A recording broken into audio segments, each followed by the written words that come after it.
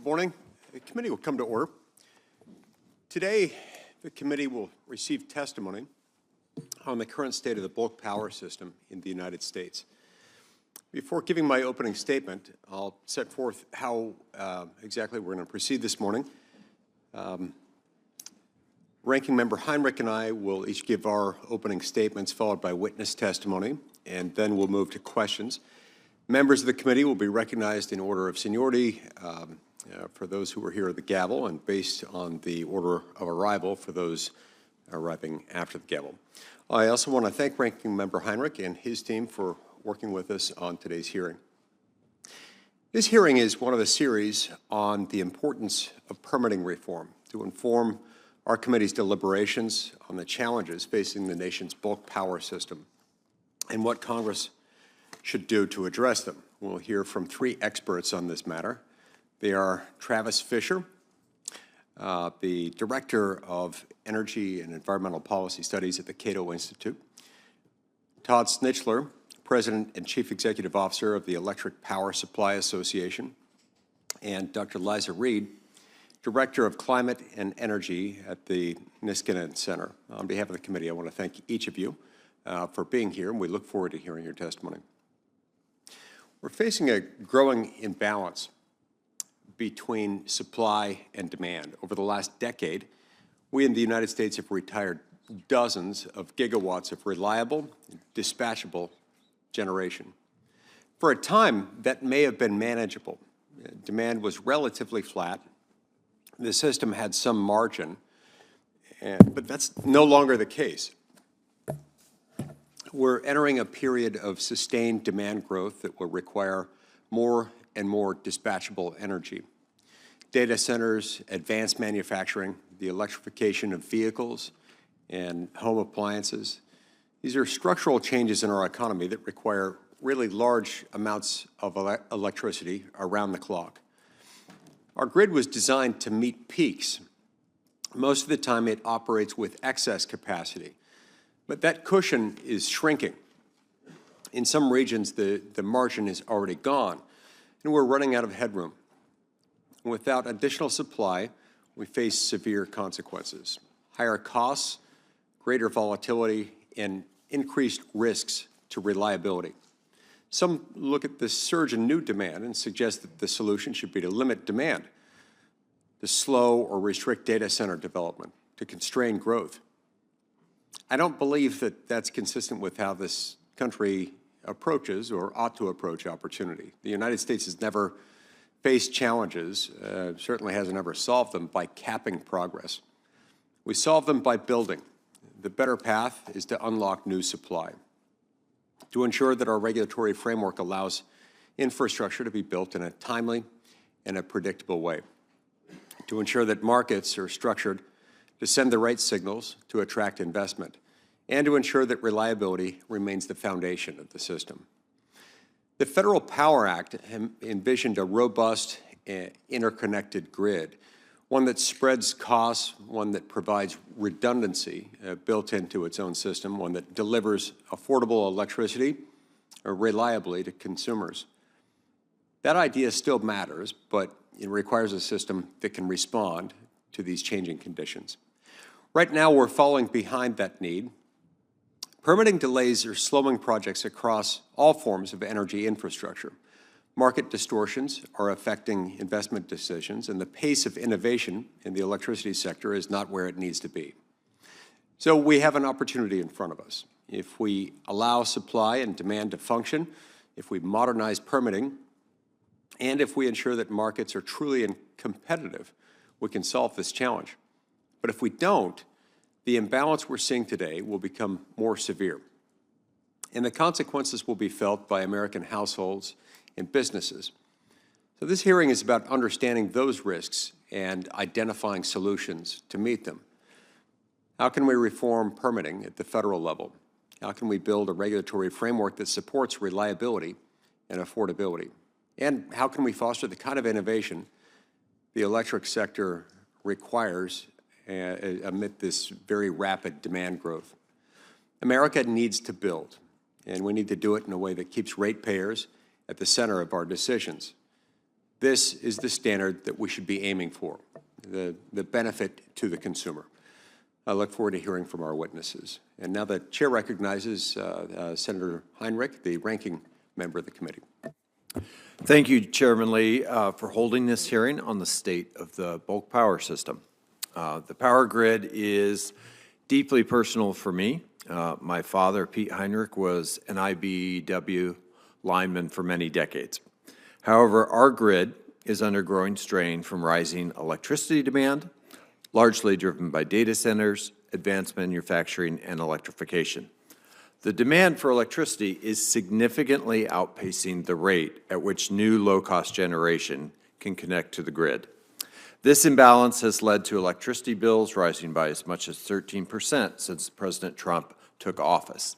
These rising costs, made worse by the administration's fossil-only agenda, which includes propping up uneconomic coal plants, stalling 116 gigawatts of new capacity from coming online, canceling clean energy projects, and starting a war with Iran that is driving up oil and gas prices. Fortunately, there is a way to bring down electricity costs while strengthening the grid's reliability and resilience. Doing so means taking 4 no-regrets actions. First, we need to get more out of the grid that we have.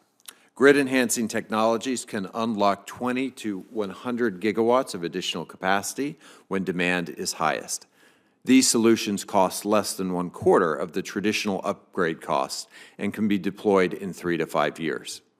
GETS could reduce grid congestion by 40% or more, saving customers $4 to $8 billion a year. The distribution system represents another opportunity to get more from the grid. The U.S. already has 30 to 60 gigawatts of distributed energy resources operating together like a single power plant, referred to as a virtual power plant. Technology providers are already offering the software and hardware allowing data centers to act as VPPs. Deploying another 60 gigawatts could save consumers $20 billion by 2030. But these aren't silver bullet solutions for long-term growth. We must also build high-voltage transmission lines to reduce congestion and reliability risks. Transmission congestion costs consumers $12.1 billion in 2024 alone. Perhaps even more important, interregional transmission helps keep the lights on during extreme weather by allowing regions to share electricity. Yet interregional transmission made up only 2% of new circuit miles installed between 2011 and 2020. Third, we need to bring low-cost generation online faster. More than 2,000 gigawatts of new power plants are stuck in interconnection queues, nearly double the capacity of the existing power plant fleet. Bringing even 10% of capacity in queues online in the region would have saved customers $3.5 billion. Fourth, new large loads, especially data centers, must bear the costs associated with them coming online. It cannot be on the back of other customers or ratepayers. Data centers want fast, reliable power and are already willing to fund upgrades. Furthermore, one study found that if large loads agree to be flexible with their energy use at a 1% curtailment rate, the U.S. could unlock 126 gigawatts of new capacity. This creates a once-in-a-generation opportunity to leverage private capital. The grid is a national asset, like the interstate highway system, ports, or broadband. It is the delivery network for the economy's most universal commodity, electricity. And now is the time to invest in a grid for growth. I very much look forward to this discussion, Chairman. Thanks so much. We'll now proceed to our opening statements from our witnesses. Mr. Snitler, we'll hear from you first. Chairman Lee and Ranking Member Heinrich, good morning, and thank you for the opportunity to come before the committee to discuss the state of the bulk power system, including the dual mandates of ensuring both grid reliability and electric affordability. My name's Todd Snitler, and I am the President and CEO of the Electric Power Supply Association, or EPSA. EPSA is the national trade association that represents America's competitive power suppliers that compete in all regions of the country that utilize competitive wholesale power markets. Please note that my testimony represents the positions of EPSA, but not necessarily the views of any particular member. EPSA's members own and operate approximately 225 gigawatts of generating assets, including dispatchable, intermittent, and storage resources across all the RTOs in the country. EPSA's members also share a deep commitment to electric grid reliability. As you note, for the first time in decades, demand for electricity is rising and is expected to rise significantly by the end of the decade in many regions of the country. However, there's a wide disparity about just how much electricity will be needed and when the demand increases will be most prevalent and how quickly the predicted demand will actually materialize. This uncertainty creates perhaps the greatest risk to both reliability and affordability for electric consumers, and that's the danger of over or underproducing capacity during a time of volatile demand projections. My written testimony includes several policies that can help ensure that our nation meets its reliability goals while protecting electric consumers from unnecessary cost or inefficient investments. Protecting consumers while delivering a reliable system will be a consistent theme throughout my testimony. First, over the last 25 years, competitive power markets have definitively proven to be the most efficient and transparent ways to meet our nation's electricity needs while protecting electricity consumers from inefficient investment. How do markets protect ratepayers? When competitive power suppliers, like our members, invest in generation assets, they do so without guarantees for cost recovery and an approved rate of return. The risk of investing in those generation resources remains on the developers and owners of the plants and not the ratepayer. There are a few ways to help achieve this outcome. First, EPSA encourages policymakers and regulators to continue their commitment to well-functioning competitive wholesale energy markets. Second, an investment environment that encourages and incentivizes voluntary bilateral or physical co-location agreements could be transformative in sparking critical investment. Voluntary bilateral contracting and co-location isolates the investment risk to the contracting parties and should be encouraged wherever possible.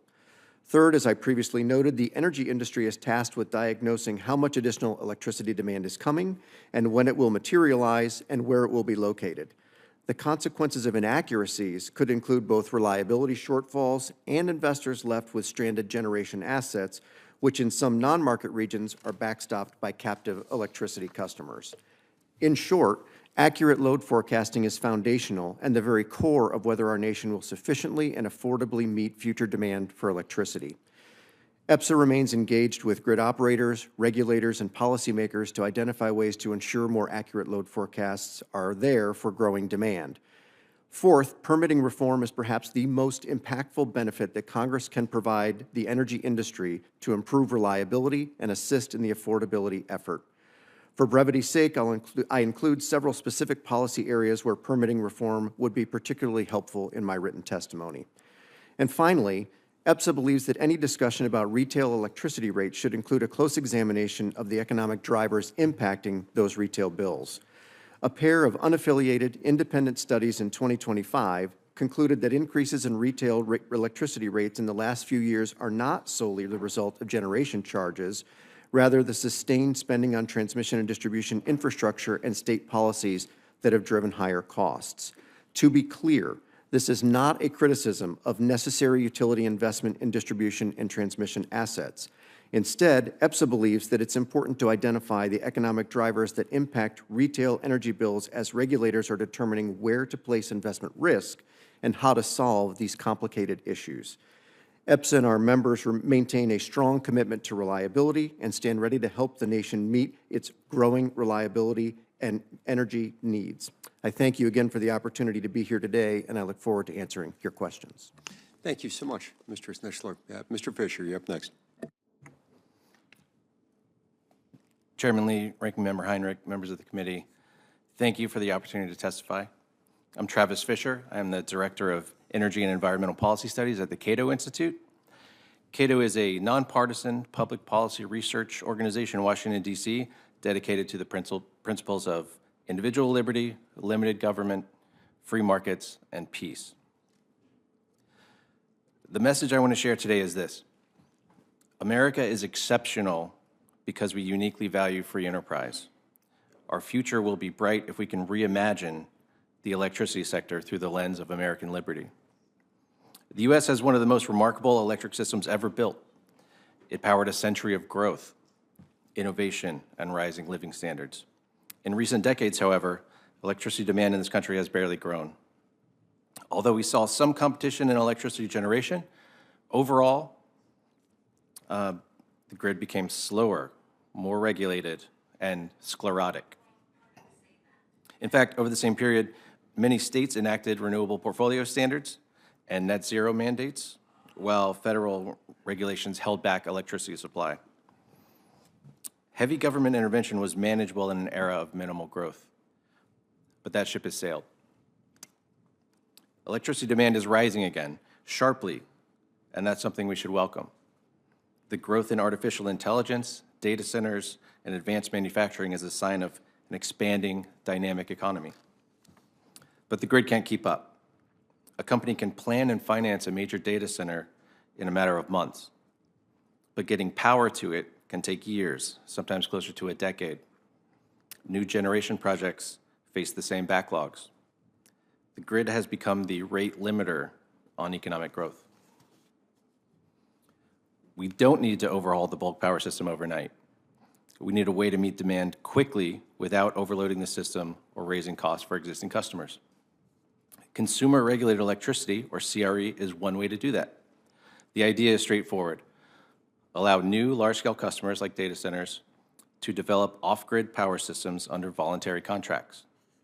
These systems would be physically separate from the existing grid.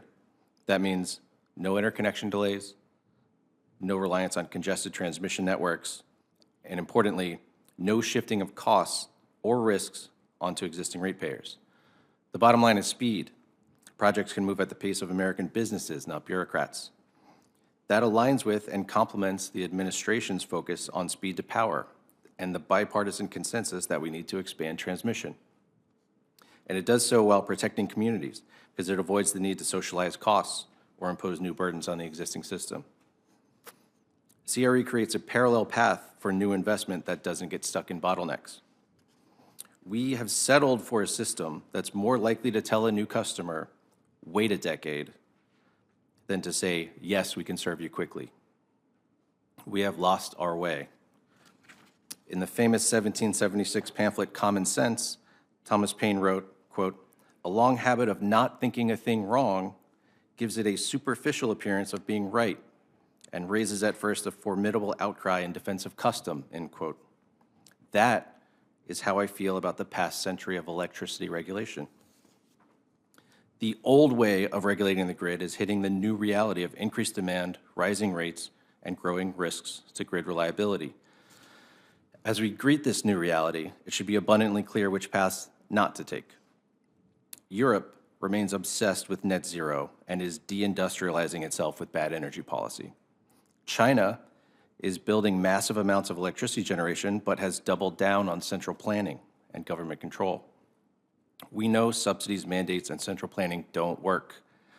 What has always worked best is something simpler and quintessentially American: free enterprise. We didn't beat the Soviets by being more Soviet than they were, and we certainly shouldn't look to China as the paragon of good governance. We will win the AI race because we embrace freedom like no one else. I'm optimistic that we are on the verge of an AI-powered economic transformation. The question is whether our public policies will hold it back or enable it. As we approach the 250th anniversary of American independence, I urge you to apply our founding principle of free enterprise to the electricity sector. Thank you, and I look forward to your questions. Thanks so much, Mr. Fischer. Dr. Reed. Chairman Lee, Ranking Member Heinrich, and distinguished members of the committee, thank you for the opportunity to testify today on the state of the bulk power system. I'm Dr. Liza Reed, the Director of Climate and Energy Policy at Niskanen Center. For over a decade, my work has focused on the challenges of building a transmission backbone to deliver reliable and affordable energy across the country. Transmission moves electricity from where it's generated to where it's consumed and allows regions to share power with one another. It is this that is essential to reliability, resilience, and affordability. The United States is entering a period of rapid load growth, driven by data centers, advanced manufacturing, and electrification. We are building a more diverse set of energy resources at the same time, gas, nuclear, wind, solar, geothermal, and storage, but no single resource is sufficient on its own. Reliability depends on how these resources work together, and transmission is what allows that coordination to happen and ensures that every American has access to that affordable power. Right now, our system is not built to do that well. Our electricity system is broken into regional grids with limited ability to transfer power between them. The consequences of those constraints are already clear. During recent winter storms, we have repeatedly seen one region have excess power while another faced shortages and extremely high prices. In a Scannon Center and Grid Strategies analysis of how the grid performed during Winter Storm Fern found that across the Southwest, Midwest, and Mid-Atlantic regions, wind power produced at more than twice the expected level, while coal, solar, and natural gas all produced less power than expected. These reliability risks translate to real costs for consumers. Consumers experienced price differences of hundreds of dollars between neighboring regions, including negative power prices, indicating there was power not being used at all because the transmission was not available to move it to where it was needed. Transmission between regions could have captured nearly $200 million in savings during that one storm alone. The North American Electric Reliability Corporation, NERC, the entity that Congress and the Federal Energy Regulatory Commission look to for reliability assessments, determined last year that it would be prudent to add 35 gigawatts of interregional transmission to the system to increase reliability. That's a 40% increase on our current capabilities to move power. Interregional transmission lines are in the national public interest because of these affordability and reliability benefits that they provide. Yet they face much higher siting and permitting barriers than other energy infrastructure because the authority to approve interstate projects still rests largely with the states or even sometimes counties. Existing market structures also create unnecessary barriers to new technologies. For example, high voltage direct current transmission technology. Grid operators do not allow this HVDC technology to be compensated for the grid services they provide that provide reliability and balancing, even though they pay generators and other grid participants for those functions. Our inability to grow and unwillingness to adapt is impacting American competitiveness. China has built tens of thousands of miles of high-capacity transmission in the last 2 decades to our hundreds, and has adopted this modern high-voltage direct current system to move power long distances. We are behind on increasing capacity. We are behind on adopting modern technology, and this will put us behind on attracting and maintaining top industries. A shortage of grid capacity is the primary barrier to cost-effective and swift deployment of AI in this country. The data center infrastructure can go anywhere it gets power. It does not have to be here in the US, and it will not be if we cannot deliver a dominant grid. We need a narrow and clear federal authority to build interregional transmission. We need to remove market barriers to advanced technologies to get more grid-enhancing technologies and high-voltage direct current systems online to move power efficiently in our system. Congress can deliver a grid that grows the economy, that provides affordable energy, and that demonstrates America's competitive edge. The next industry can be built anywhere there are electrons. Let's make sure it's right here in the United States. Thank you very much. Thanks, Dr. Reed. Okay, we'll now proceed to 5-minute rounds of questions. I'll go first, then I'll be followed by Senator Heinrich, and we'll alternate between Republicans and Democrats in order of seniority subject to the early bird rule. Dr. Snitler, let's start with you. In your testimony, you note the importance of load forecasting, which is, of course, a critical process both utilities and power producers undertake to determine how much investment in their systems might be needed and where to place those investments. Demand growth from data centers, electrification, and manufacturing is real, of course, yet amidst all this build-out, in some instances, we've seen utilities drastically reduce initial demand forecasts. So tell us a little bit about why it is that load forecasting can be so challenging, sometimes elusive, and why it's so important to get it right, especially when prices have been rising in the last few years. Thank you for the question, Senator. I think the challenge of load forecasting is revealed in a couple of examples. We've seen at least one utility that had a 30 gigawatt projected demand growth that after applying a new tariff has resulted in the actual demand being something closer to 6 gigawatts of new demand on the system. What that suggests is they have as much difficulty in determining what projects are real, what projects are being potentially double counted. It's no surprise that data center developers and hyperscalers are shopping for the best possible alternative based on what their needs are. But when it comes to powering that system, it's vitally important that we know what we're aiming for, because in the event that we don't, consumers are going to be burdened with higher costs if we overbuild a system that's unnecessary. And so the criticality of getting the load forecast as accurate as you can, conceding up front that it will likely be wrong, but be wrong by a little, let's not be wrong by 5 or 6 times, is the best way to mitigate what those costs will be. And if you're a competitive power generator, we bear the risk of the investment in the event that that power plant, it turns out to be unneeded or unnecessary. We're the ones that lose the revenue and ultimately file for bankruptcy, as opposed to being backstopped by the captive customers. And so we think it's vitally important to make sure that the numbers are as accurate as they can be, because that facilitates the investments that will happen while shielding customers from unnecessary costs that are likely to occur if we aim for a large number that may not be based in reality. And just to be clear, when you say the captive customers, meaning that when the overbuild happens, that gets built into the rate rate equation. The customers then pay more per kilowatt hour, regardless of whether that demand might be needed. So if they overshoot, the burden ultimately falls on the consumer. Correct. When you do rate-making cases as a regulator at the state level and you're making determinations about what resources are needed, that becomes a non-bypassable charge that's collected over a period of years with a rate of return. It's just a different approach than what IPPs or competitive generators utilize, but that cost is ultimately passed on to consumers. Thank you. Now, Mr. Fischer, there seems to be some bipartisan consensus in this committee that we need to build more transmission in addition to generation. They're both important. There is some disagreement, however, as to exactly how much transmission build-out should occur. Expanding transmission can lower costs for consumers, but for some of the same reasons mentioned by Mr. Snitler, the overbuild can also increase costs for consumers and put pressure on rates. My priority is for the electric industry to deliver reliable power that meets demand growth at the lowest cost to consumers. Now, you spent nearly a decade at FERC. Where do you see the opportunities, the best opportunities to improve the existing regulatory framework?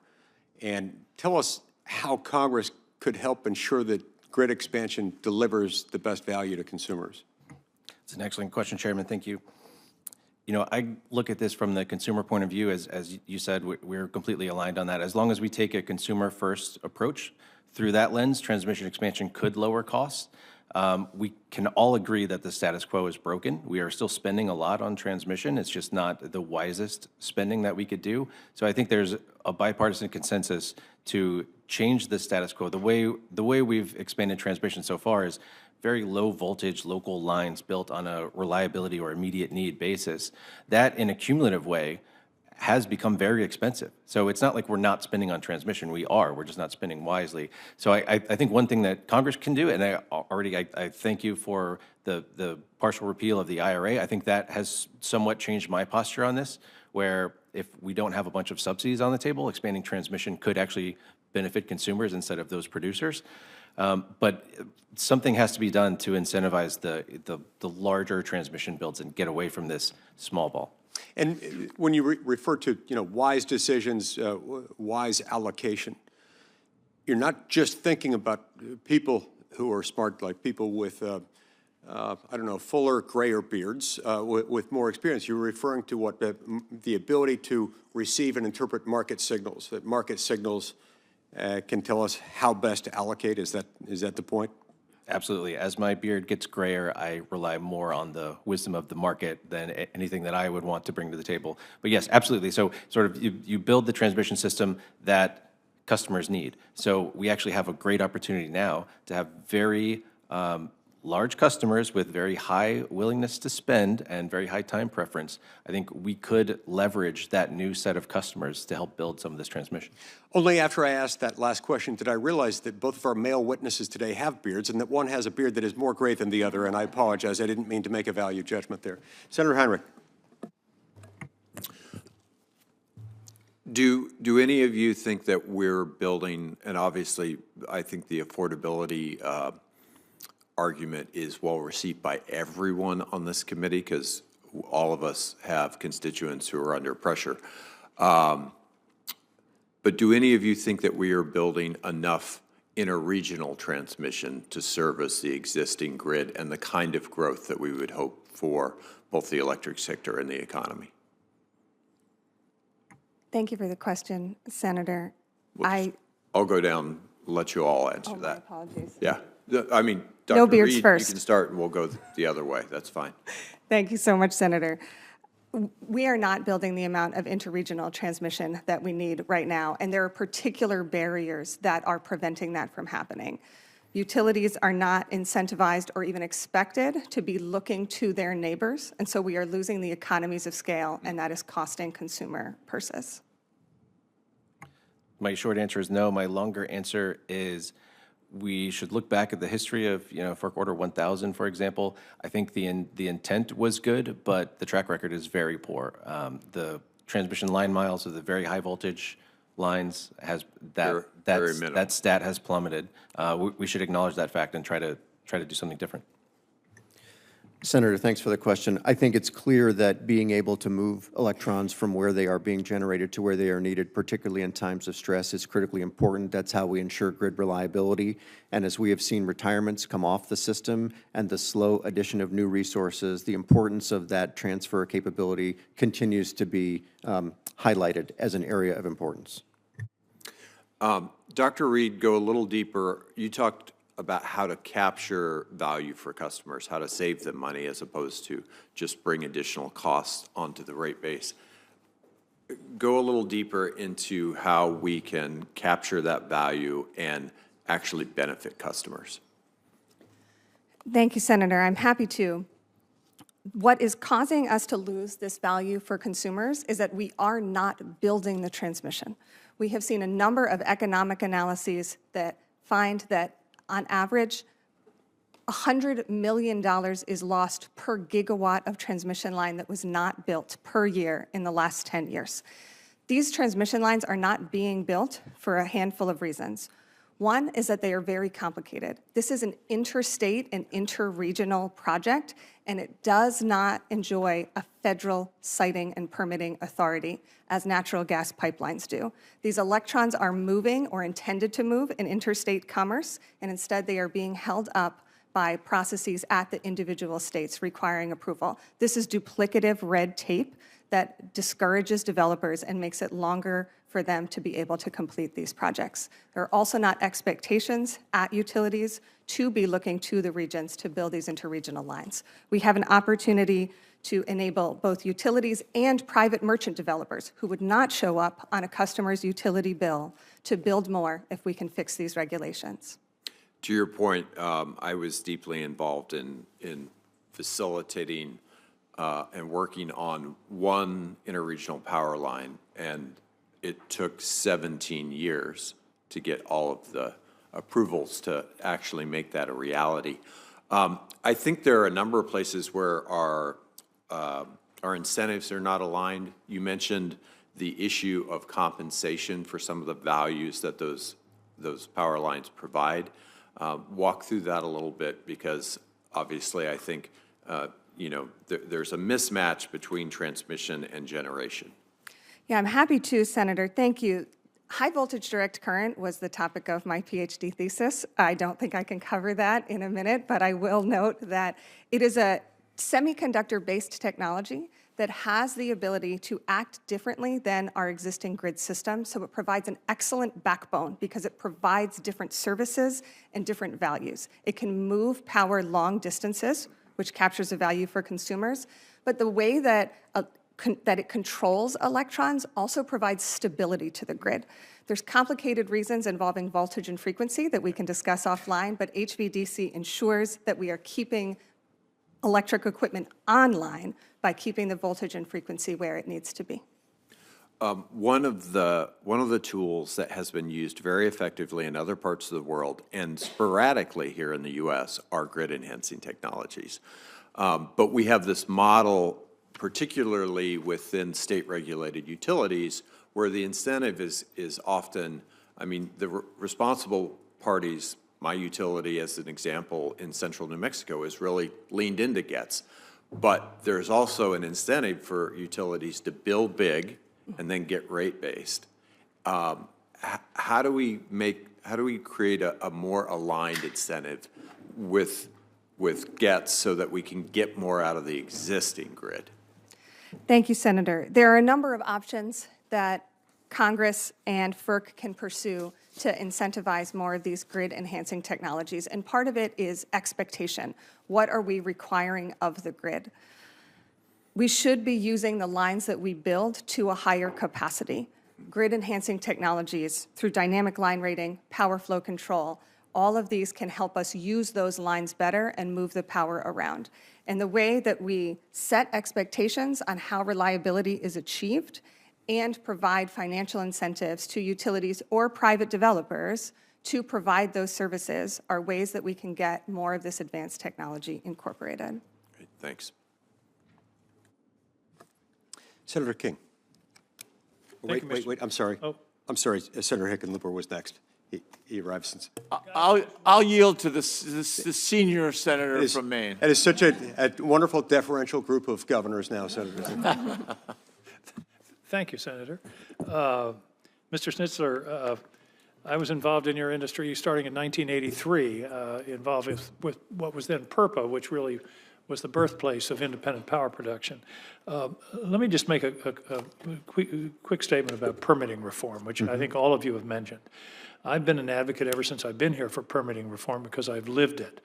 However, at this moment, I have no intention of participating in permitting reform discussions as long as this administration is arbitrarily putting its thumb on the scale and canceling wind and solar projects that in many cases have already been permitted because there's no point. If we have permitting reform and one side of the equation, that is renewables, is essentially killed by the arbitrary actions of the administration, then permitting reform only benefits one side of the equation, that's fossil fuel. I'm not going to participate in that discussion. When the administration decides we're going to play it straight and let all forms of energy compete, then we can have a very profitable discussion, and I think we're in many ways almost there on permitting reform. But I just want to be clear. I feel like I'd be dumb to agree to permitting reform, which only affected one half of the equation. So I just want to make that point. Mr. Fischer, I like what the Cato Institute does, and I like your emphasis on free markets. One of the problems, it seems to me, in transmission and distribution, which we've talked about, is it's not a free market, it's monopoly in most cases. How do we import the principles of competition in free markets into the development of the grid so that it's not an entirely monopoly operation and we have this perverse incentive to build and invest rather than do gets, because the utilities make their money on a rate of return on how much they invest. So there's an incentive to invest as much as possible. Talk to me about free markets and the virtues of competition. It's an excellent question, Senator. Thank you. I will note I brought up the concept of consumer regulated electricity, which is, I would view that as a private grid that's a parallel path that could work But does that mean alongside two the public sets of grid. wires down the road? I don't think that's... Not necessarily. I would envision it as a very large industrial campus on a single site within a single state. Each state could have their own if they like. But your question is about the public grid and optimizing the public grid despite the monopoly influence on it. That's where I think we're so far afield from free markets that I think a lot of things are on the table. On the plus side, the status quo is so broken that just about anything you do, any reform you make is probably going to be positive. So on the one hand, mandating, making a monopoly make decisions that it wouldn't otherwise make.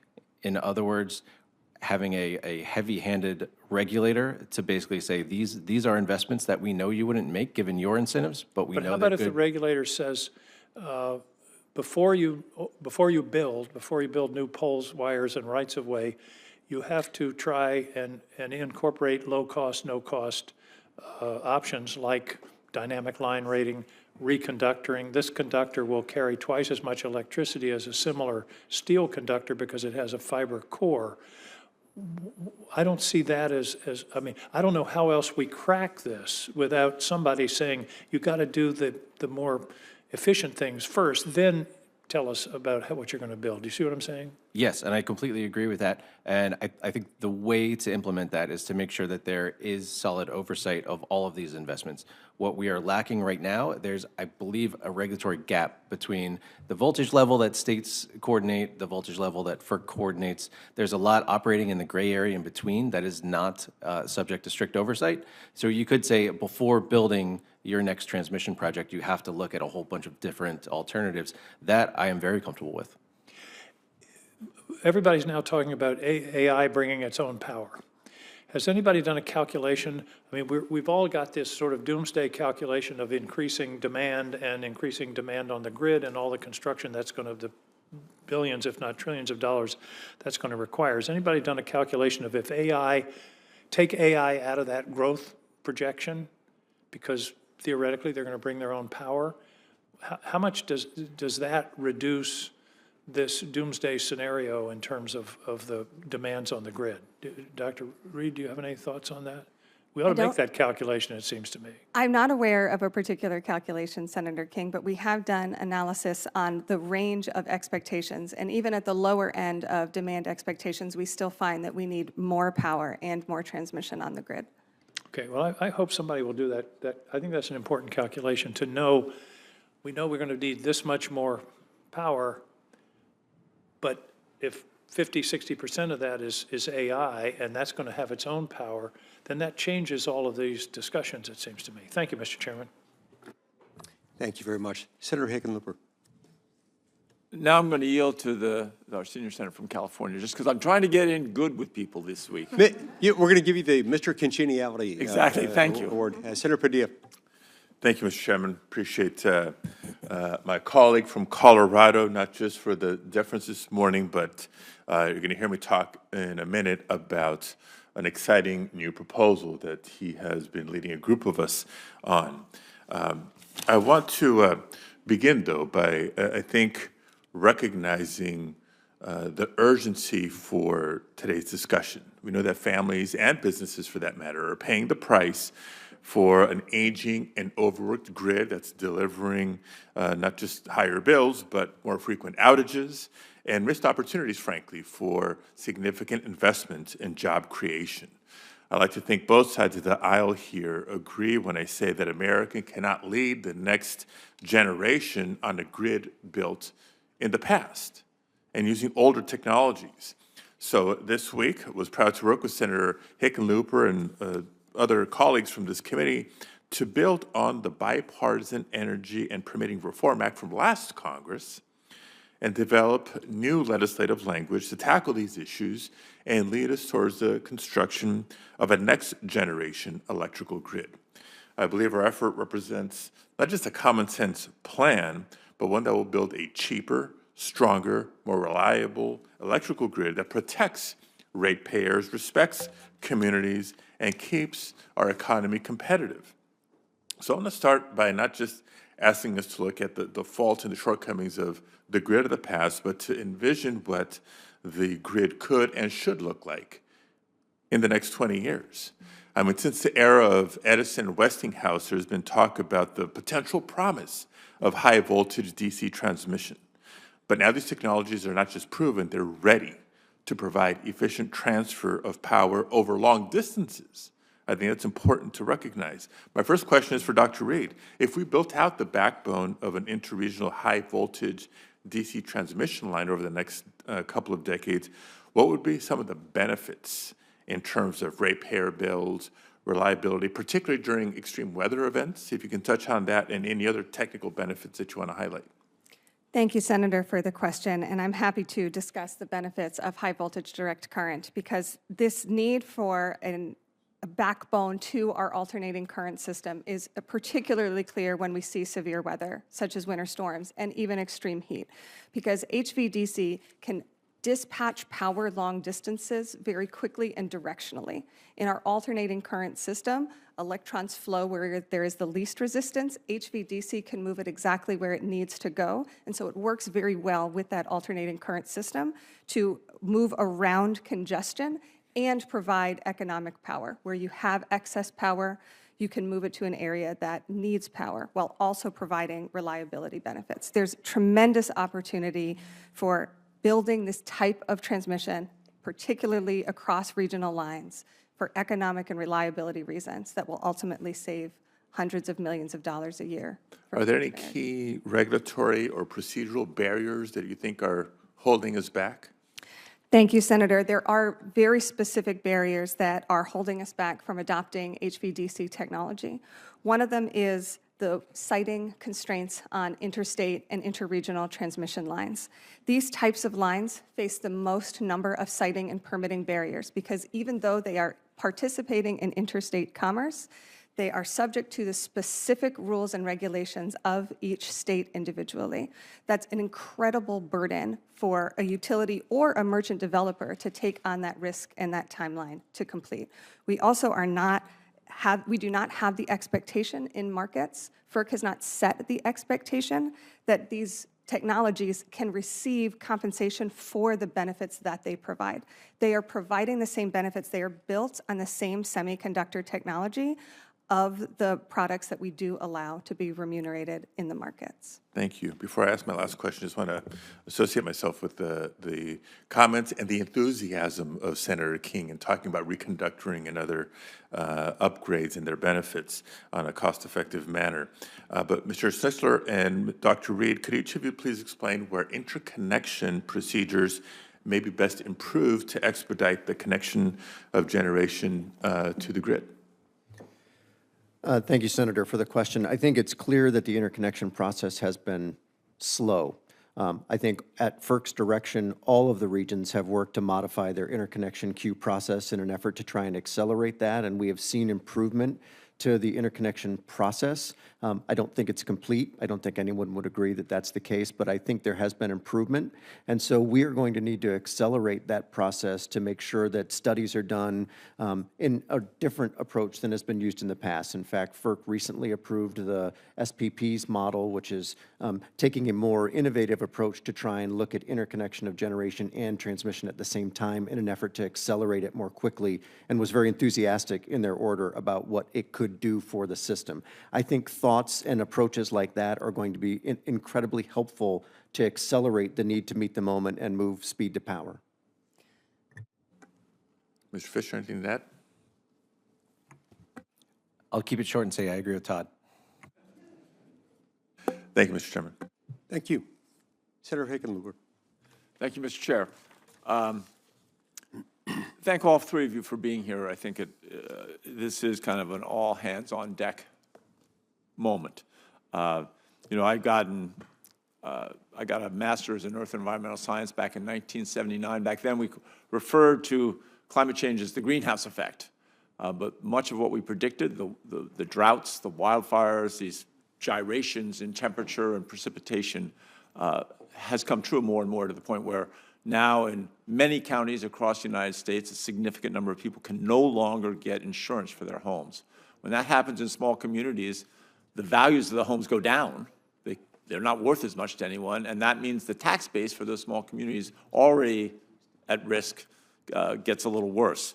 One example I wanted to put out that we just got recently in Leadville, we have a mine called the Climax mine, a molybdenum and various sulfide mines, been going for 100 years. They measure the snowfall every year.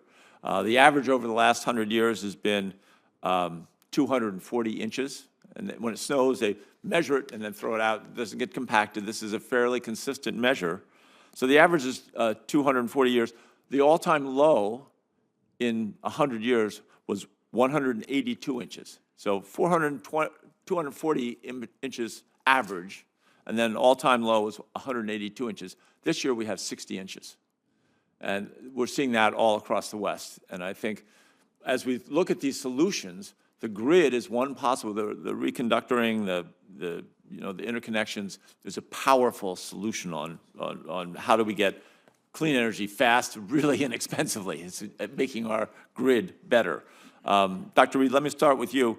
As you pointed out in your testimony, we are struggling to build the transmission lines necessary to keep pace with the surging growth and, electric vehicles. You look at all the different places where we're needing more and more advanced manufacturing, all these places where we need more electricity.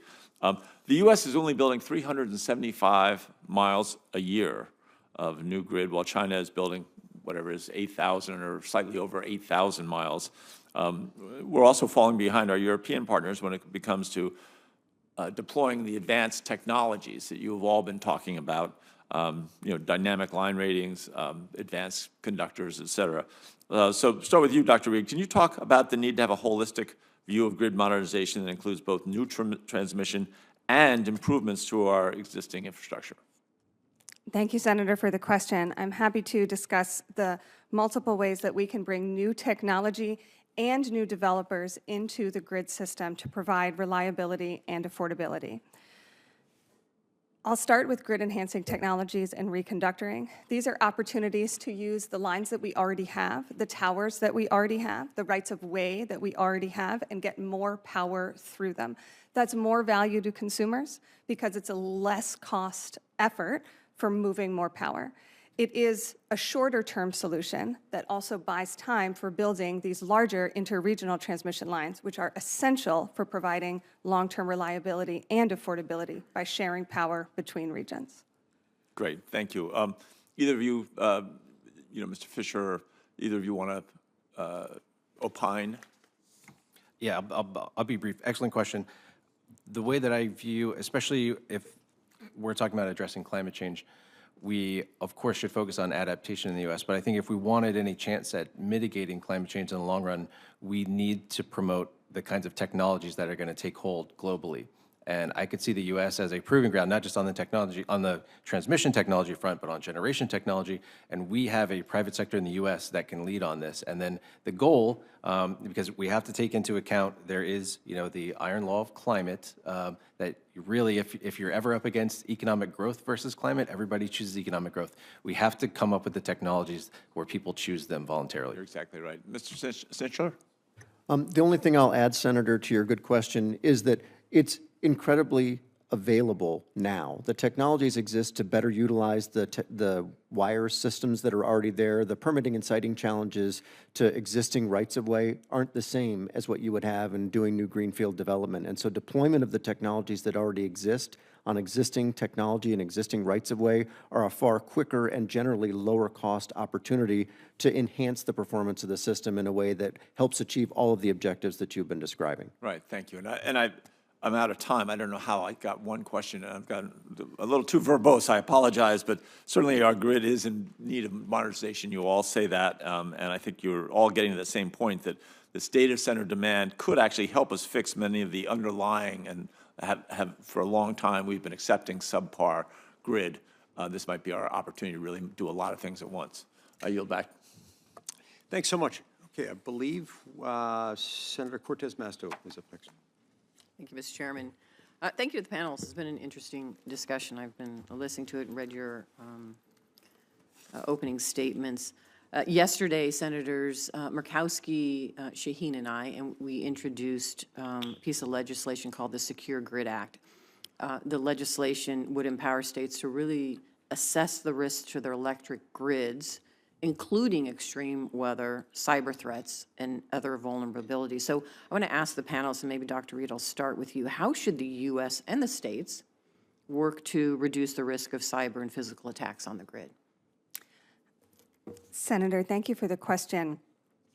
I don't want to speak outside my expertise on cybersecurity in particular, but I will speak to overall security as a reliability metric and providing more interregional transmission, removing these regulations that make it difficult to build interregional and build HVDC is a security metric because we are able to move power and isolate parts of the grid if they are under attack. There's tremendous opportunity in these new technologies and new transmission if we can build it. Yeah, thank you.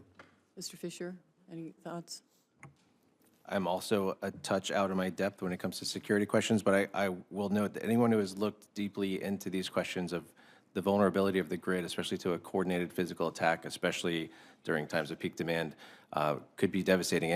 Anybody who has looked into that has been correctly terrified about it. I think the answer is to be resilient. I don't know if we can prevent every attack, but being resilient in recovery. Yeah, and it's not just specific attacks, it's extreme weather, as we have seen now that we're dealing with, that could be a vulnerability and a risk. Mr. Snitler? Senator, I would share my fellow panelists' desire not to get too far out of my depth. But at the same time, I think it is clear that the grid is persistently under attack. That is clear. The technology that is being deployed by nation-state actors against our entire electric system is a daily and routine event, and I think you're seeing the industry respond in a favorable way to defend against those attacks. I think further enhancements are likely to be required as we see technology evolving. The benefit and the concern about AI is, of course, what it can do and how quickly we'll see these things happen, both for and against kind of the white hat, black hat technologies. And so I anticipate that we're going to continue to see more and more of this in the future. I don't have a great answer to your question other than to say the industry is responding to it and working in ways to try and stay ahead of it, because we're perpetually in the situation where they only have to be right once, we have to be defending 100% of the time. That's right. Thank you. I appreciate that. There's been a lot of discussion this morning about new technologies and more transparency in the interconnection queue process that would really better allow all energy sources to hook up to the grid faster. Let me ask Dr. Reed, maybe start with you or any of the panelists. Are there certain RTOs or regions of the country that you believe are taking an innovative approach to queue management that we should be thinking of or using up or lifting up as a model? I'm curious.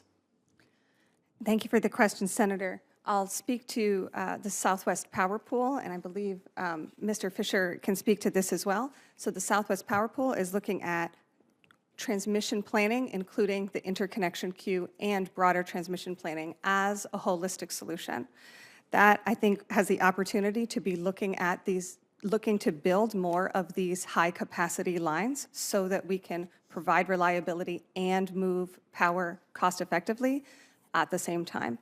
We have seen in interconnection queues, even when different RTOs take on solutions where they are moving different types of technology or different generators to the front of the line, we still see that regardless of how long the study process takes, which does need fixing, there's still the build process afterwards, which inevitably says we need billions of dollars of transmission that we didn't build and now we need to so that we can get this energy online of all types. Yeah. Anyone else? Excellent question. I will reinforce the thumbs up on SPP. The only other new concept I would bring up is this idea that, we have to deal with the queues in the order in which you've joined the queue, that's sort of a first come, first serve basis. That, I think, needs to go. We should move beyond that. I've heard some proposals such as sort of an open season approach or requiring new customers to put up more sort of a financial backing to it. The queues are clogged, and I think there's a bunch of different ways to unclog them, but the theme of the day is the status quo is broken. Thank you. I will add the recent developments in the SPP order from FERC, I think, are instructive. I do think going all the way back to last June's FERC hearing, which was dealing with issues around interconnectivity where all of the RTOs participated as well as industry, the directive was made explicitly clear that accelerating and unclogging the queues is incredibly important. You have seen the RTOs try to do that. PJM in particular has gone through the process, and when they reevaluated the queue, they were able to shed nearly 2/3 of the projects that were in the queue that were holding places that otherwise may or may not have actually allowed them to interconnect with the system, and then move projects that had a greater chance of completion to the front of the line. Thank you, and I know my time is up. I asked the question because last Congress I had introduced the Expediting Grid Interconnection Procedures Act. We are going to reintroduce it, talking with the very organizations that you have lifted up as a model for innovation. And I do think it is important we move in that direction. I would invite my colleagues to join me on this legislation. Thank you very much. Senator Wyden. Thank you, Mr. Chairman. Before she goes, I just want to say that, as usual, my colleague, who also does such good work on these issues on the Finance Committee, is spot on making the focus innovation. And I want to pick up right where she left off. And a question for you, Dr. Reed. Thank you for working with the staff on the legislation that I'm introducing today. It is well understood that a significant portion of the grid is practically from the dark ages. You have to start with that. And it is really a trifecta of punishment for rural communities. And we're seeing it in Oregon, basically the combination of wildfire, drought, and then escalating energy prices comes together. And it's why this is such an important hearing, and thank you for scheduling it, Mr. Chairman. My question to you is, to start with Dr. Reed, how would bills like the one that I'm introducing today, the Wildfire and Grid Reliability Act, help us fight this manufactured energy crisis? That's what we're dealing with. This is a crisis we did not have to have.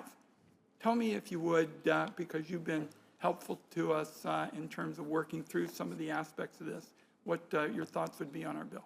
Senator, thank you for the question. I don't have any specific thoughts on the bill you refer to in particular, but I can speak to wildfire resilience and the importance of investing in wildfire resilience and investing in a grid that can be resilient to numerous concerns, particular and including wildfires. There are aspects of that resilience which are difficult to put on a ratepayer because of the small, often rural utility footprint that would then have to pay for it. And there are different mechanisms that I think could be effective for covering those costs. And I think it's really important. Aren't these small utilities, which you described correctly as the footprints that you're seeing, aren't they really getting clobbered by the circumstances we're seeing right now? Wildfires are an incredibly important risk to be addressing. I also want to highlight the value that transmission can provide in wildfire mitigation by being able to move power away from where areas are at extreme risk and route power in different ways so that consumers can still be served while the risk itself can be mitigated. Well, thank you for your good work. I'm going to spare my other witnesses unless they'd like to contribute, but I think we all ought to start with the proposition that my colleague from Nevada started with. This is a modernization job. I mean, if we stick around with these outdated systems, there's nothing that you can do to wave your wand around and make things get better. Mr. Fischer, I know you've been interested in this area, and you've raised your hand. Careful what you wish for. And if I could just briefly agree with you, Senator, violent agreement on the need for innovation. No violence. There is far too much. Kidding. Peaceful agreement on, there's way too much of the grid. There are far too many grid technologies that were patented 100 years ago or more. The fact that Thomas Edison could come back today, if we brought him back, he would recognize much of the technology. Right. Alexander Graham Bell would have no idea what this is. Right. That is a problem, and we need to address it. I agree with you. Thank you, Mr. Chairman. Thank you, Mr. Fischer. I mean, there's no way we can make Alexander Graham Bell aware now of that it exists, but Senator Cassidy. I'll defer to one of my Democratic colleagues as I kind of review the testimony. Okay. Sorry. Could I let one of them go before me, Senator Hirono, you're up next. Thank you so much. Okay, Dr. Reed, you mentioned that wildfire resilience is a very important aspect of the grid, and knowing that what happened on Maui, which is was a massive wildfire and all of that. Can you give me an example of how a grid can be made wildfire resilient? Thank you for the question, Senator. I am not a resilience expert in particular when it comes to wildfires. I can speak to how transmission can provide resilience particularly this type of backbone transmission that can move power around so that consumers are still served with electrons they need while isolating areas of the grid or particular lines that could be of high risk of wildfires. So do you know if power companies are adopting some of those kinds of suggestions so that they can provide power while the wildfire is occurring and parts of the grid is shut down? I'm sorry, I can't speak to any particular power company. When you mentioned about the wildfire resilience, that certainly caught my attention, but I do have a question for you. Over 100,000 people in Hawaii recently lost power due to a severe storm that caused widespread damage and down power lines across the islands. And of course, Hawaii cannot rely on power from other states during these instances. What are some of the grid technologies that could be most helpful for increasing the affordability and reliability of power in Hawaii, Alaska, and other remote locations?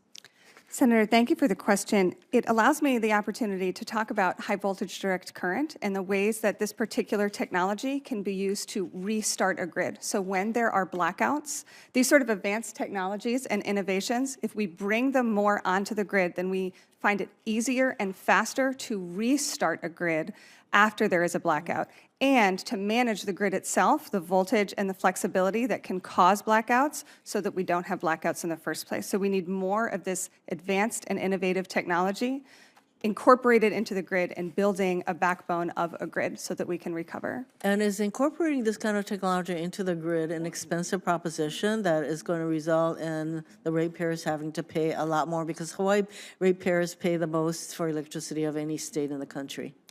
Thank you, Senator, for the question. I can't speak specifically to the costs borne by Hawaiians, but I can speak to what we have seen in studies by the North American Electric Reliability Corporation, national labs, and private analysis that interregional transmission and advanced technologies save consumers money by investing in the right kinds of transmission infrastructure that we need to move power affordably. Thank you. Now, the cost of utility-scale battery storage has fallen dramatically, 27% in 2025, according to a recent estimate from Bloomberg New Energy Finance. And Dr. Reed, what role can battery storage play to reduce transmission bottlenecks and reduce the overall cost of power paid by customers? And also, do you think that state and federal regulators should require data centers, which are massive users of energy, to incorporate energy storage to reduce their impact on the grid? Senator, thank you for the question, and I'd welcome the opportunity to work with your office on the specifics of energy storage. I can speak to the need for more generation and more power on the grid, and energy storage is a valuable way to provide flexibility in the same way that transmission provides flexibility in moving power over time and over distance. As far as the data center question, I think it's important when we talk about what data centers need and what industry needs to provide options. And the best options are solutions that let the market decide what works best. But one of those options has to be reliable and affordable energy on the grid. If we set expectations of exclusively bringing your own power, then we are telling industries you must be able to adopt high cost and high risk choices to thrive in the American economy. If we provide options, that gives markets and the ability to develop and compete in the U.S. and thrive. Speaking of batteries, so this is for Mr. Snitler. Am I pronouncing your name correctly? As I mentioned, Hawaii faces the highest electricity costs in the country, and in March 2025, John Ketchum, the CEO of Nextera, described renewables and batteries as being the cheapest, fastest, and easiest way to meet surging power demand.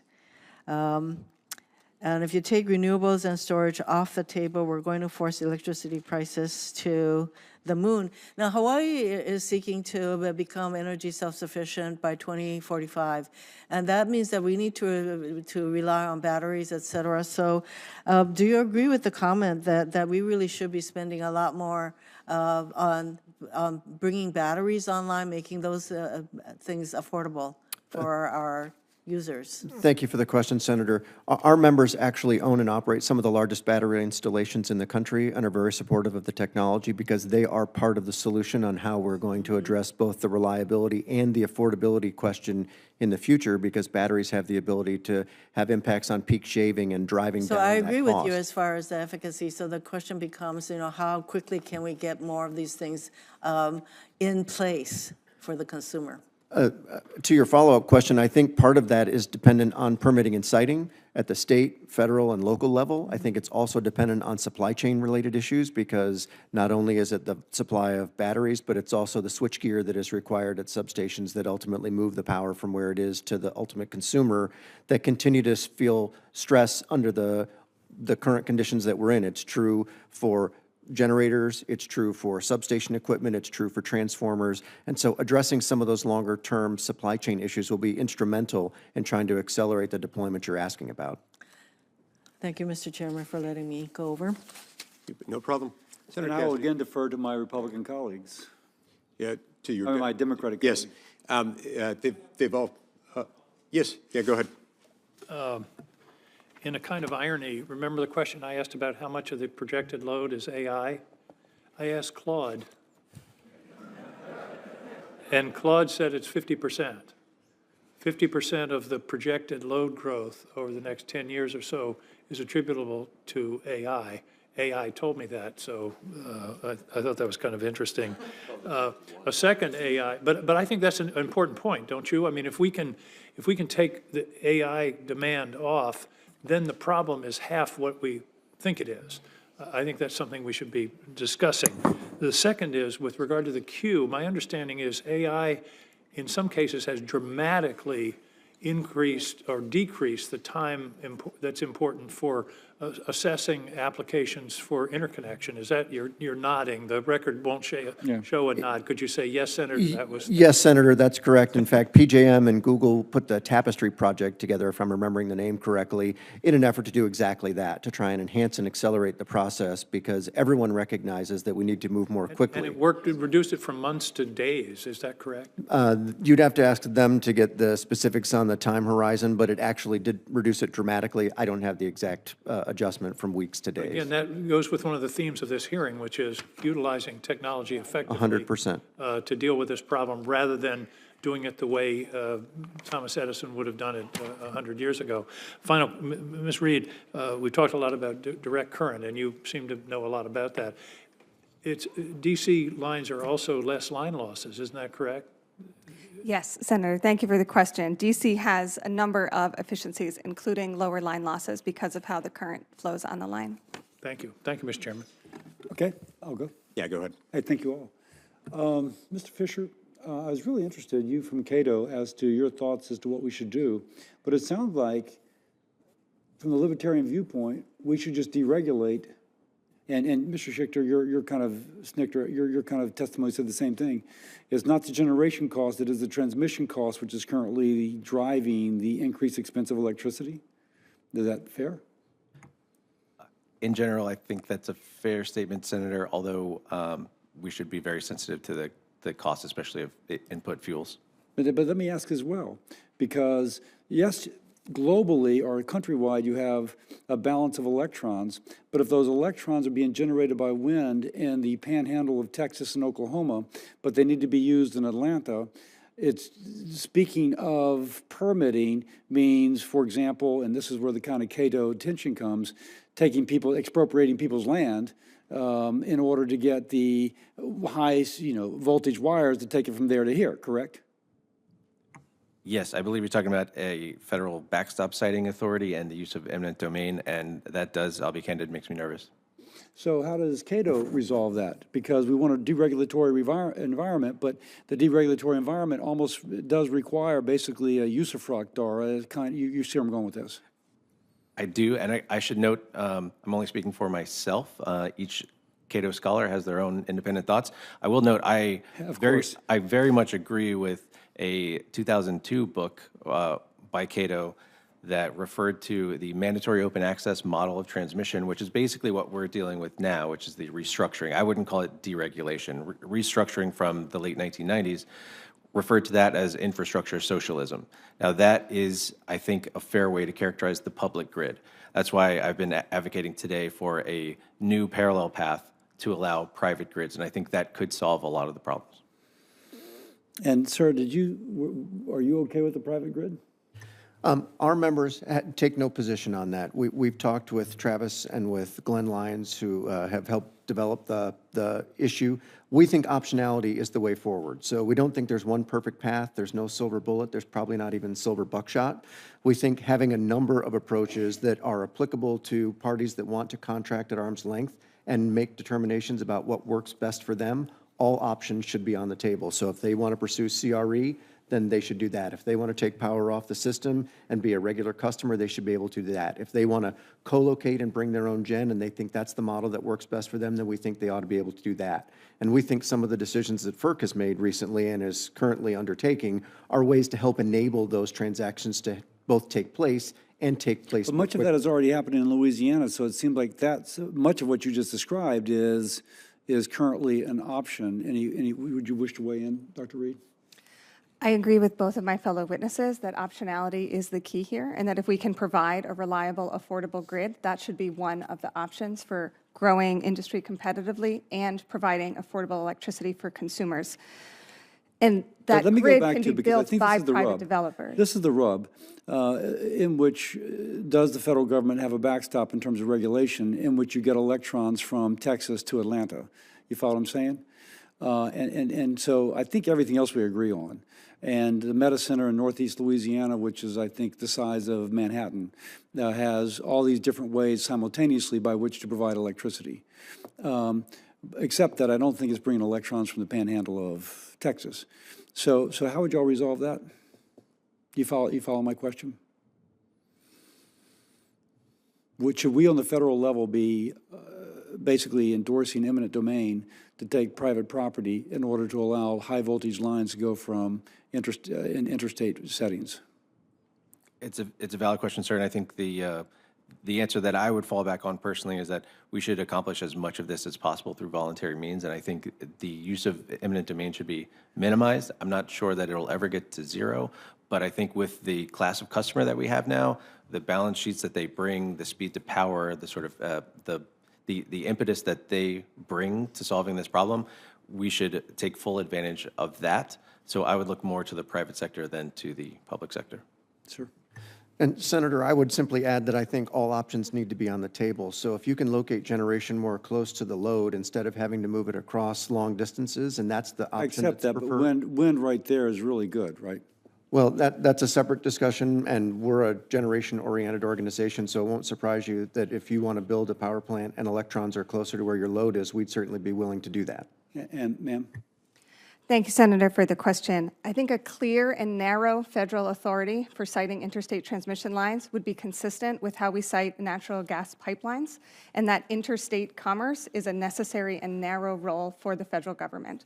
Right now, states use their eminent domain authority, but they also use practices that reduce competition so that we cannot have private developers who are able to access the economic power and move between states. So we have multiple state regulations and laws in many places that are suppressing competition in ways that are costly to the consumer, and a narrow federal authority could help clarify this.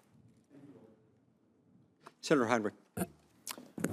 Dr. Reed, if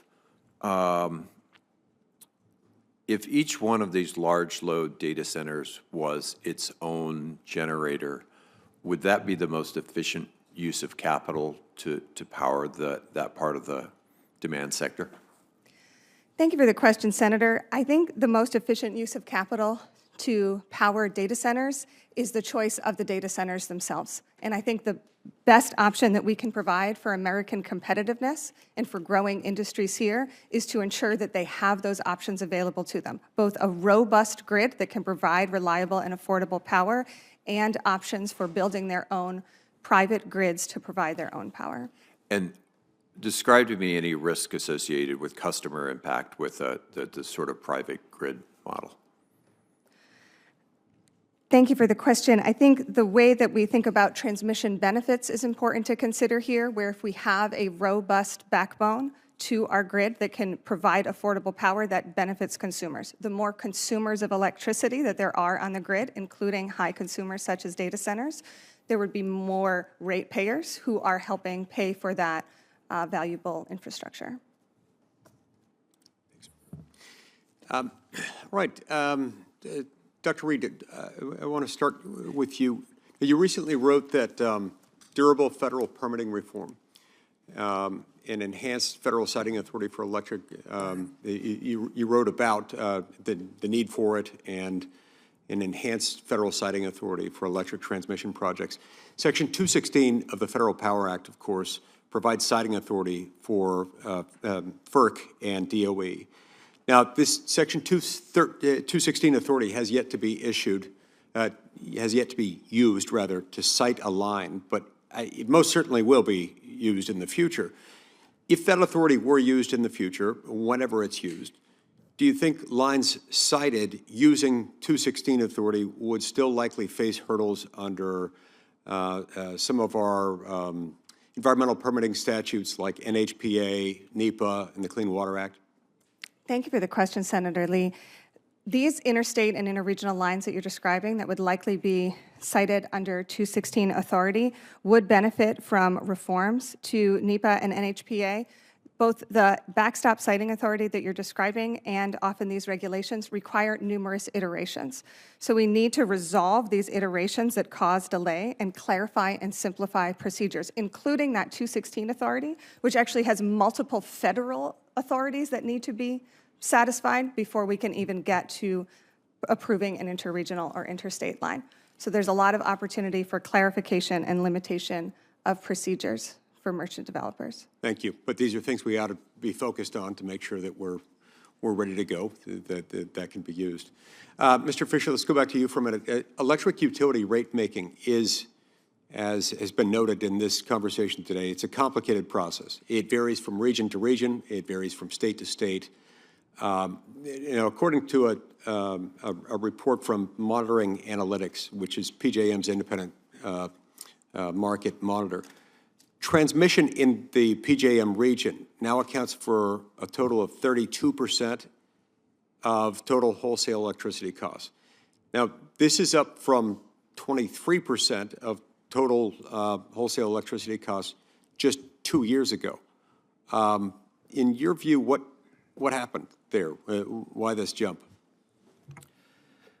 It's an excellent question, sir. I think the general thesis that I would put forward is that, especially in the wake of FERC Order 1000, there was a retreat away from regional and interregional lines towards what I've characterized as small ball projects. So in PJM, it's the immediate need projects that are designed to meet a short-term reliability constraint. They're designed to reduce those.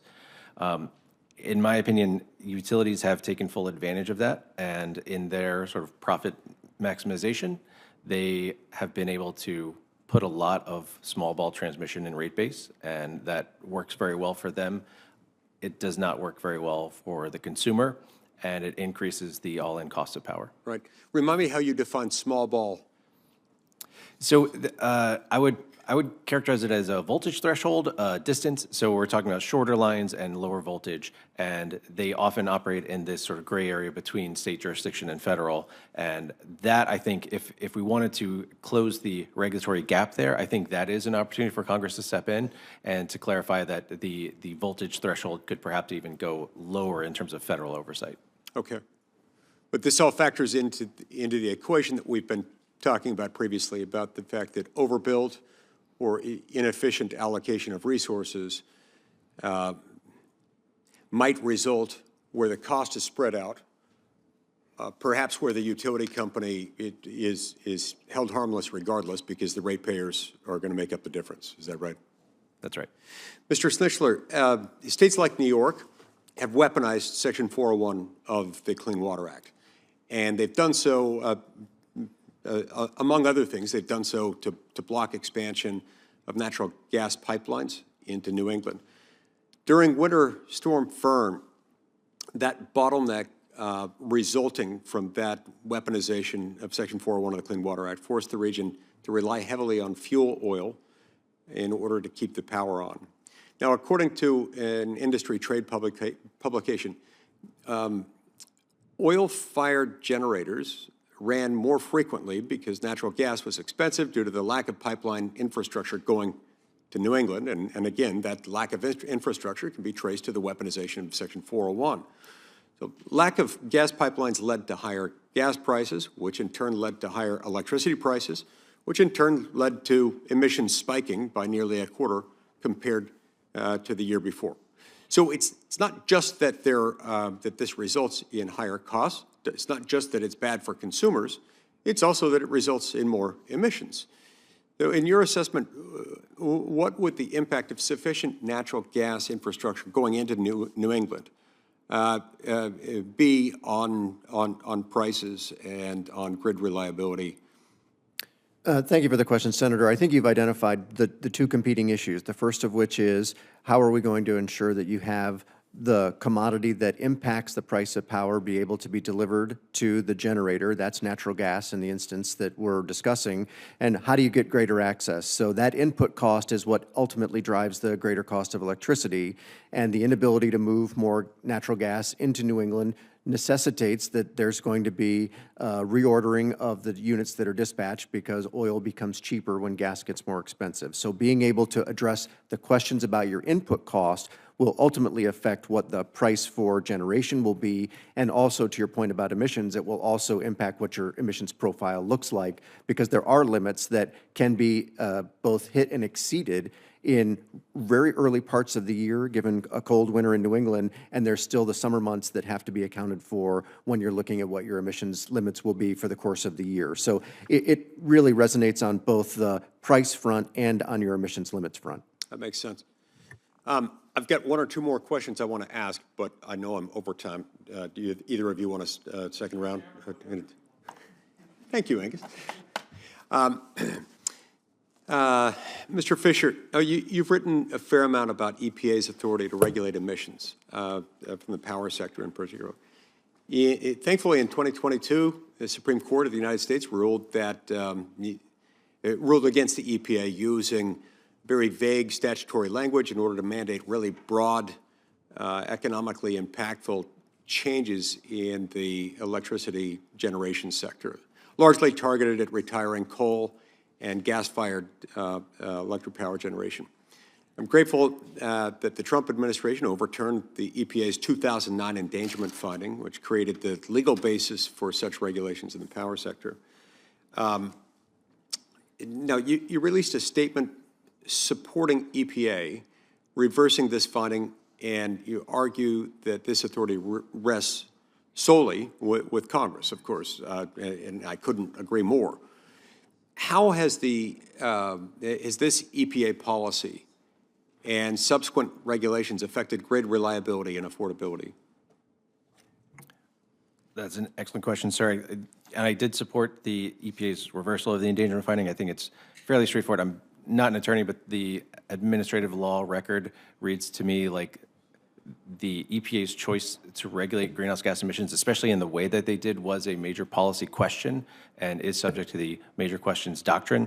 Now, where that has the practical impact, or how it impacts the grid, is if the EPA's power plant rules change every 4 years, and these assets are designed to be operated for 40+ years, you really have a radical degree of regulatory uncertainty.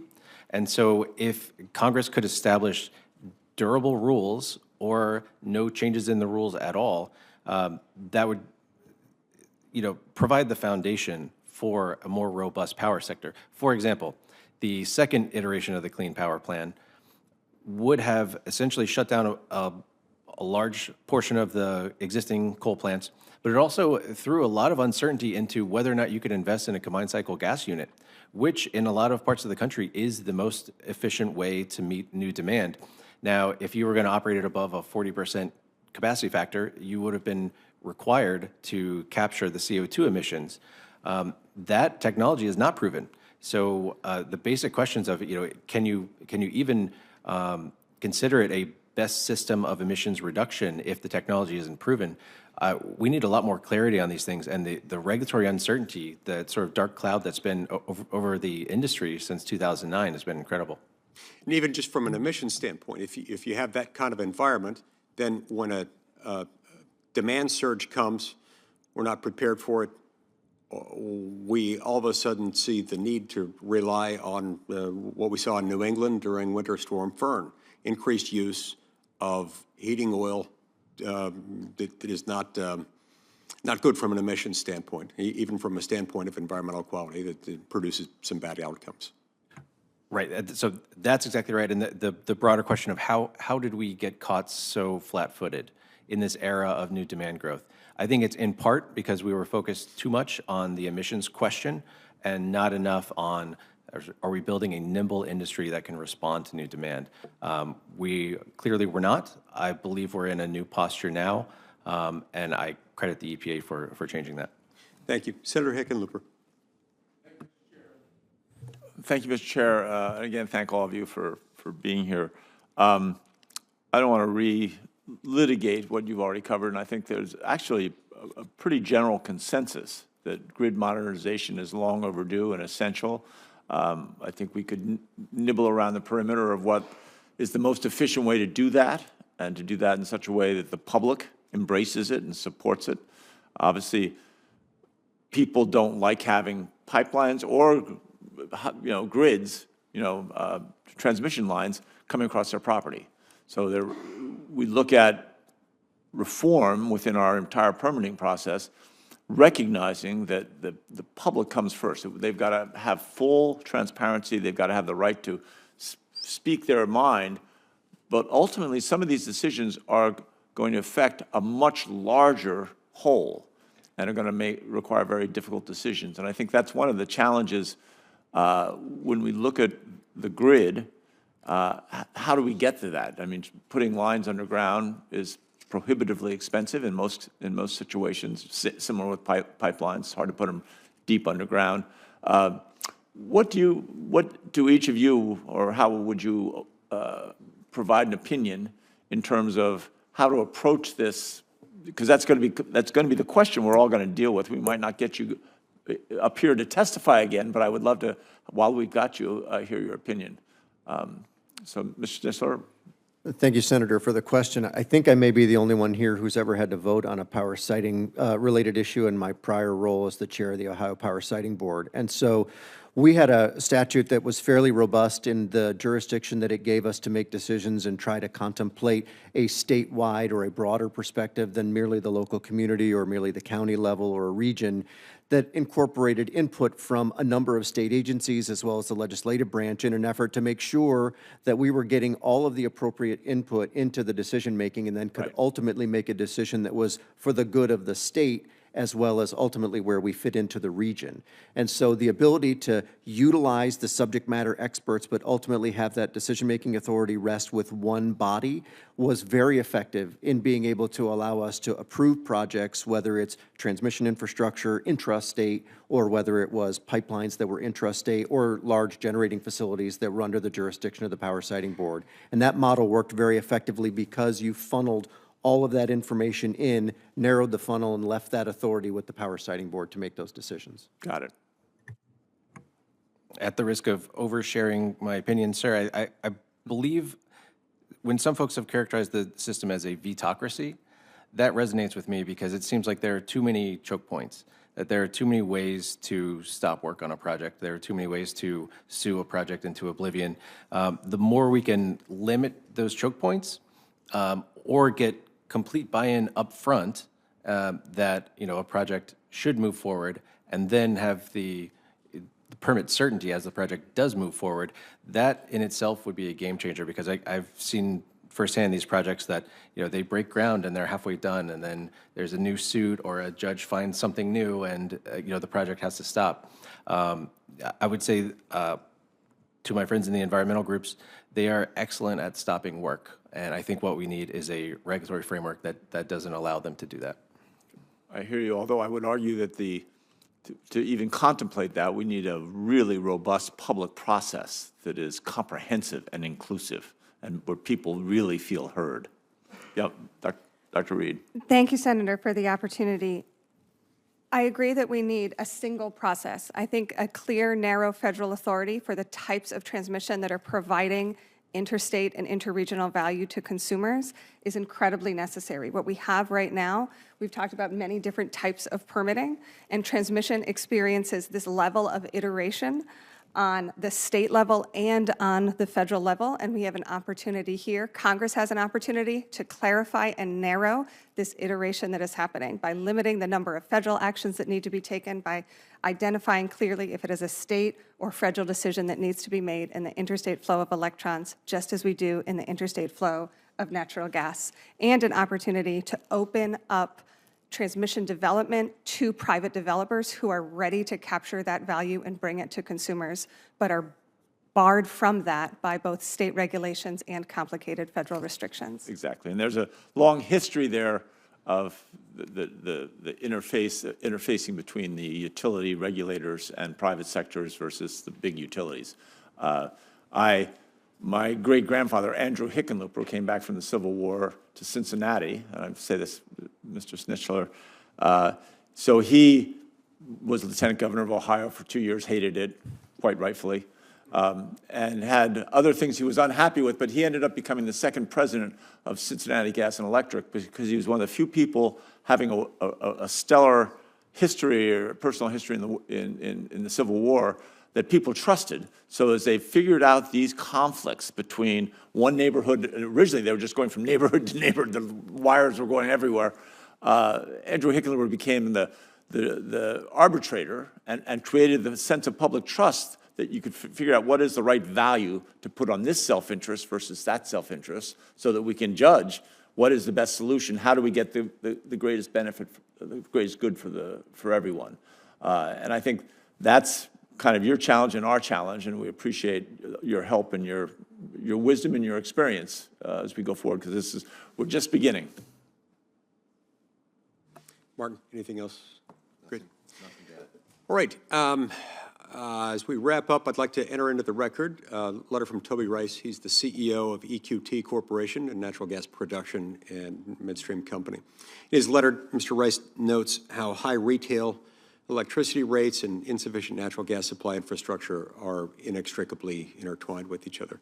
Specifically, he notes that since 2015, states with the sharpest increase in retail electricity rates that are in states that oppose expanding natural gas infrastructure, including Maine, Rhode Island, Massachusetts, Connecticut, and California. So I ask unanimous consent that we enter those into the record. Seeing no objection, they'll be entered into the record. That'll conclude today's hearing. I want to thank our witnesses for their outstanding contribution. Their testimony has been insightful and very, very helpful to us. The record will remain open both for submitting questions for the record and for adding statements to the record from members. We'll keep that open until 6 p.m. Next Wednesday, April the 1st. Thank you again to our witnesses for your testimony today. The committee stands adjourned.